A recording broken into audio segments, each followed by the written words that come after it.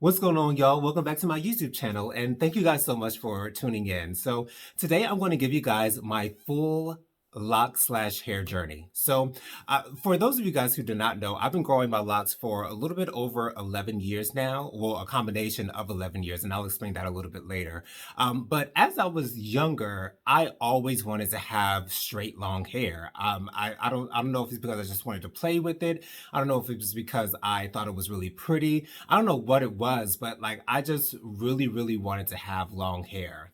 I don't know why. But anyway, so when I was younger, my parents used to take me to the barbershop periodically, whenever I needed a haircut or whatever. And, I really wasn't interested in that particular experience because, it was very male dominated. And, I kind of felt out of the loop whenever I was at the barbershop. But anyway, so when I got into high school, I wanted to do something different with my hair. So my mom took me to this barbershop and she was talking to the barber and she was telling him, I want you to make it look natural.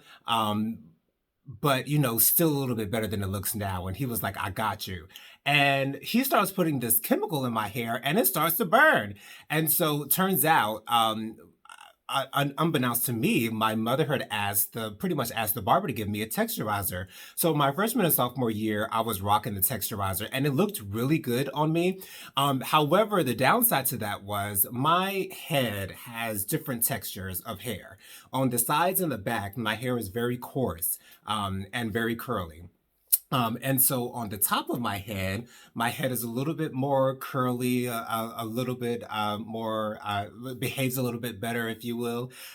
So whenever I would get the texturizer, a lot of times the sides would, not be as curly for as long as the top was, because it was a coarser texture. So anyway, I remember watching something on TV where I saw Malcolm Jamal Warner, and at that time he had locks.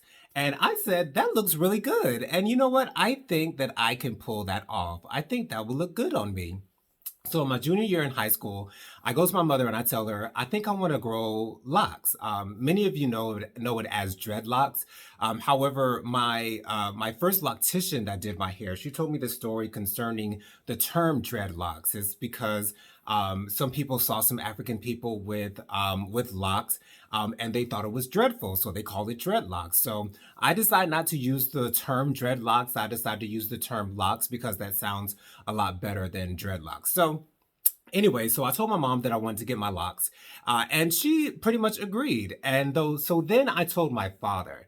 My father was not so happy about that decision that I made. And I think that's because in my father's mind, his picture of dreadlocks were very unkept, very unpresentable, something that he wouldn't want me to look like. And I completely understand that. But, anyone who knows me knows that I'm not going to walk out the house looking like I'm unkept or anything of that nature. So, anyways, my sister-in-law at the time, Jessica, she's a hairstylist. We asked her to twist my hair to start my locks. So I've been going to her for a couple of months or whatever the case may be, but eventually my mother found this loctician. A loctician is someone who specializes in styling and retwisting locks. So this loctician, her name was Aisha Riley. What's up, Aisha? She's now in Charlotte, but originally she was in Lexington, South Carolina, which is about 20 minutes from Columbia. And so my mom found someone whose hair was done by Aisha in Walmart, and she asked her who does her hair. And so she told my mom, Aisha Riley. So she gave her Aisha's number, and she got me in contact with Aisha. And so for the first 9 years from '06 to 2015, Aisha was doing my hair for those 9 years. And, there's this phase in the beginning of doing your locks. It lasts about a year, maybe a year and a half, depends on how coarse your hair is, that we call the ugly phase or the ugly stage, which means that, certain locks are going to be sticking out and, kind of doing their own thing. And they're not heavy enough for them to lay down on their own. And so it took me about a year, I'd say a year to the date, for my hair to finally like lay down, and, behave. So I love the fact that I have locks. The best thing about having locks is the fact that I do not have to have too much maintenance, personal maintenance myself, meaning that I have to do things.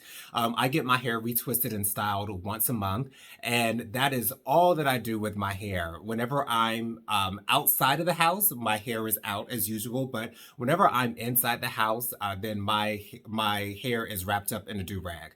I do not like my hair to be in my face or anything like that.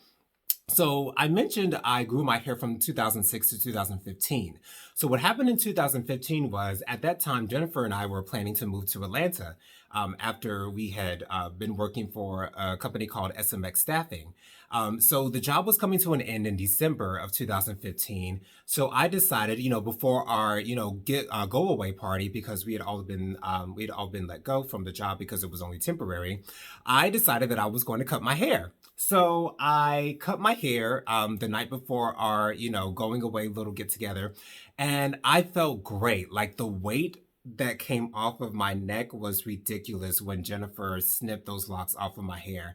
And I felt brand new. I felt energized. Like I felt really, really, really, really good.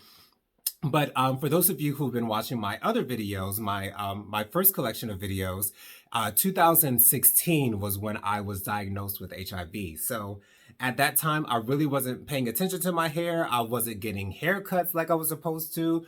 I just looked a mess. And eventually, when I sort of kind of came to in 2017, I hated the way that I looked without my locks. I was so insecure about myself. Um, and I really didn't know like what I wanted to do, but I had kept my locks that I had cut off in 2015. They had always been in my closet. So around 2019 came around and I began to see that there were ways that you can have your locks reattached. So eventually my mother found this loctician, Marquita, and she is the owner of the Naughty Spot here in Columbia, South Carolina, which is now located in Sand Hills.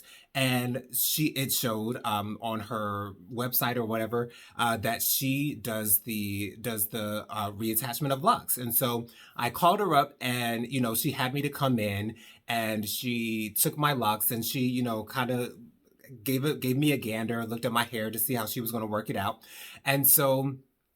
In July of 2019, I had my locks reattached, and I have never felt better. If you are looking for something that's very low maintenance, if you're looking for something that you really don't have to do too much to, but you still want versatility, there's many different styles that you can do with locks. Then consider growing locks.